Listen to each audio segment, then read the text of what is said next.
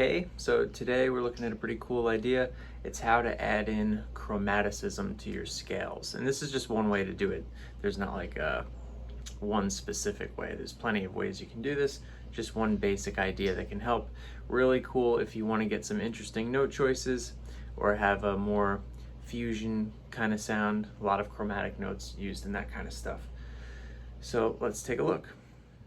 Okay, so the idea here is with whatever scale you're going to use, we're going to put some extra notes in.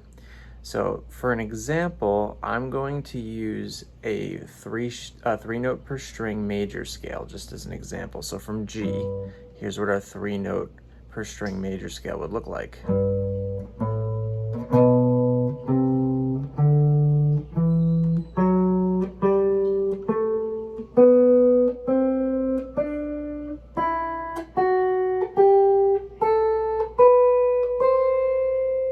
Faster.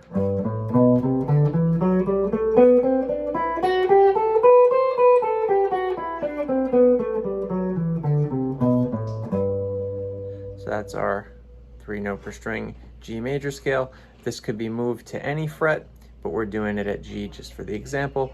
And now the plan here is to put in an extra note between our 2nd and 4th finger. So if we have this note here and this note here, right, 1st, 2nd, 3rd, we're going to put this guy in the middle of those 2 fingers. So 1, 2, 3, 4. So this is our note that technically doesn't belong, but as long as we don't land on it and we use it as a nice passing tone, this can be a cool chromatic way to add in some notes. So on the next string, we had this. Same exact shape, so we're going to add in the same exact spot. So far we have. On the next string we had, so we have this free spot between these 2 fingers, so we're going to add it in. On the next string we had the same shape again, we're going to add that same spot in. Then we had this.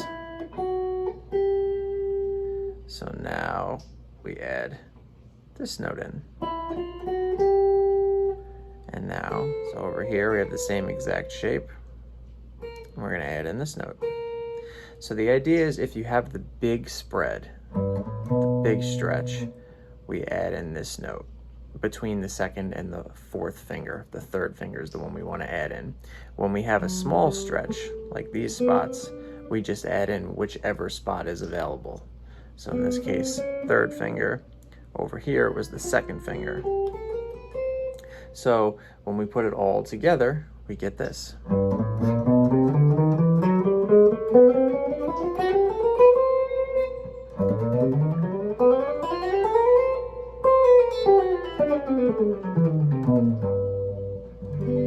So the idea isn't necessarily to play all of those through every string every single time, but you can add them in as you choose as you go. So here's another example, just to give you a further demonstration. If we move up to A and play a Dorian scale with 3 notes per string.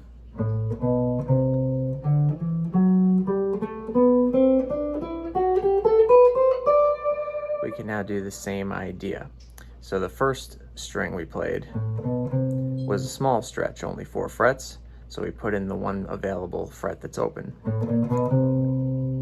Now we have the big stretch, so we put the 3rd finger between the 2nd and the 4th finger.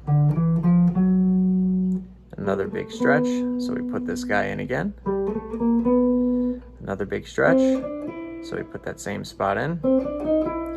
Now we have the small stretch, so we put the one available spot in. And same thing here, small stretch, put the one available spot in. So this would be our Dorian scale with some of these chromatic notes.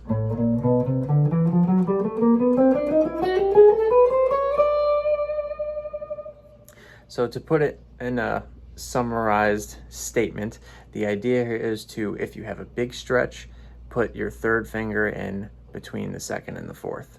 If you have the small 4-fret stretch as opposed to that big 5-fret stretch, you put in whichever available fret is left open. and that gives us some cool chromatic notes. It's important to note that you don't usually want to land on these notes and hang on the note and sustain it, because then it just sounds like you're making a mistake. These are more like passing tones. You want to roll over them, roll back over them, and never hang out on them too long. So cool way to add in some chromatic notes to your playing.